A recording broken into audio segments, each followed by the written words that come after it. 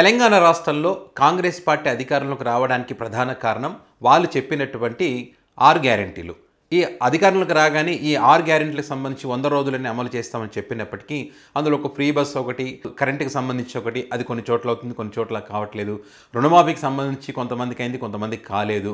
So ఈ క్రమంలో వాళ్ళు ఇస్తానన్నటువంటి హామీలకు సంబంధించి తెలంగాణ రాష్ట్ర ప్రజలైతే ఎదురు చూస్తున్నటువంటి పరిస్థితి. ఎప్పుడు అమలు చేస్తారు, 100 రోజులు చెప్పారు కదా, ఇంకా అమలు కావట్లేదని చెప్పి సంవత్సరం గడిచిపోయినప్పటికీ కూడా ఇంకా ఆ దిశగా మరి వాళ్ళ ఆలోచన చేసేటువంటి పరిస్థితులు కనిపించట్లేదు. రాష్ట్ర ఆర్థిక పరిస్థితికి సంబంధించి కూడా మరి ఏం బాగలేదు రాష్ట్ర ఆర్థిక పరిస్థితి. గతంలో బీఆర్ఎస్ పార్టీ 10 సంవత్సరాల కాలంలో మరి వాళ్ళు చేసినటువంటి అప్పులకు సంబంధించి వడ్డీలు కట్టలేకపోతున్నామని చెప్పి మరి వీళ్ళు చెప్తున్నటువంటి క్రమంలో మరి ఈ పథకాలు అమలు అవుతాయా కాదా అని చెప్పి ప్రజలు ఏదైతే భావిస్తున్నారో ఈ క్రమంలో మరి డిప్యూటీ సీఎం బట్టి విక్రమార్క మరి రాష్ట్ర ప్రజలకైతే ఒక శుభవార్త చెప్పారనుకోవచ్చు. వాటికి సంబంధించి మనం చూస్తే కనుక భూమి లేని పేదలకు 12,000 రూపాయలు ఇచ్చేటువంటి ఒక కార్యక్రమాన్ని ఈ నెల 28 నుంచి శ్రీకారం చుట్టబోతున్నామని చెప్పి బట్టి విక్రమార్క అయితే చెప్పడం జరిగింది. సో దీంట్లో ఏంటంటే ఇప్పటికే భూమి ఉన్నటువంటి రైతులకు ప్రతి సంవత్సరం 12,000 రూపాయలు రైతులకు అందిస్తారు. రైతు బంధు పేరిట వాళ్ళకు ఆర్థిక సాయం అందిస్తున్నటువంటి పరిస్థితి మనం చూస్తూ ఉన్నాం. అయితే భూమి లేనటువంటి రైతులు, కూలీనాలు చేసుకునేటువంటి వీళ్ళు కూలీలు, వీళ్ళ అందరి లెక్కలు తీసి ఎంతమంది ఉన్నారనేటువంటి లెక్కలు తీసి వాళ్ళకి సంబంధించి 2 విడతలుగా, అంటే సంవత్సరానికి ఏదైతే 12,000 అని చెప్పారో 2 విడతలుగా, మొదటిగా తొలి విడతలో 6,000 వేసి తర్వాత ఇప్పుడు ఏదైతే రైతు రుణమాఫీ ఏ రకంగా అయితే చేస్తారో సో అదే పద్ధతిలో దీన్ని కూడా చేయాలనేటువంటి ఒక ఆలోచన చేస్తూ ఉన్నారు.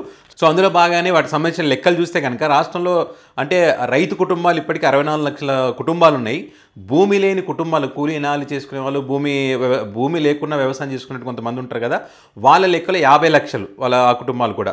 సో దీనికి సంబంధించి సర్వే అయితే ఎక్కడ జరగలేదు, కానీ మండల స్థాయి లెక్కల ప్రకారం మండల ఆఫీస్ నుంచి లెక్క తీసుకున్న లెక్కల ప్రకారం అయితే 40 లక్షల దాకా మరి ఈ పథకానికి అర్హులైనటువంటి వాళ్ళు ఉంటారనేటువంటిది వీళ్ళు ఒక అంచనా వేస్తున్నారు. మరి ఈ 40 లక్షల మందికి ఈ పథకం వర్తిస్తుందా అంటే కొన్ని కారణాల చేత ఉండకపోవచ్చు. ప్రభుత్వం ఫైనల్గా లెక్కలు తీసినప్పుడు అది ఒక 30 లక్షల కుటుంబాలకు మాత్రం ఉండేటువంటి అవకాశం ఉంటుంది.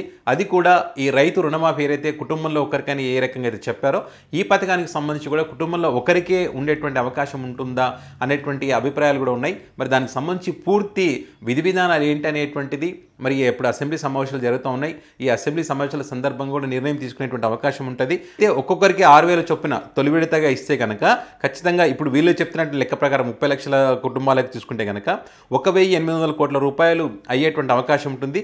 సంవత్సరానికి 3,600 కోట్ల రూపాయలు అయ్యేటువంటి ఛాన్స్ ఉంది. సో ఇది భూమి లేని పేదలకు ఖచ్చితంగా మేము ఇచ్చినటువంటి హామీల్లో భాగంగా ఏదైతే చెప్పామో ఖచ్చితంగా వాళ్ళకు ప్రతి సంవత్సరం 12,000 ఇస్తాము.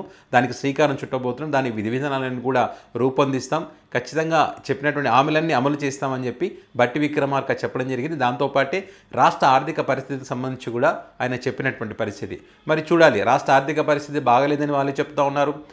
గత ప్రభుత్వం చేసినట్టు అప్పులు కడతా ఉన్నామని చెప్తా ఉన్నారు. మరి ఇది పూర్తి స్థాయిలో అమలవుతుందా, భూమి లేని ప్రతి పేదవాడికి ఈ పథకం వర్తిస్తుందా, లేక ఏమన్నా కోత విధిస్తారా అన్నది మాత్రం ఈ రానున్న రోజుల్లో తేలేటువంటి అవకాశం ఉంటుంది.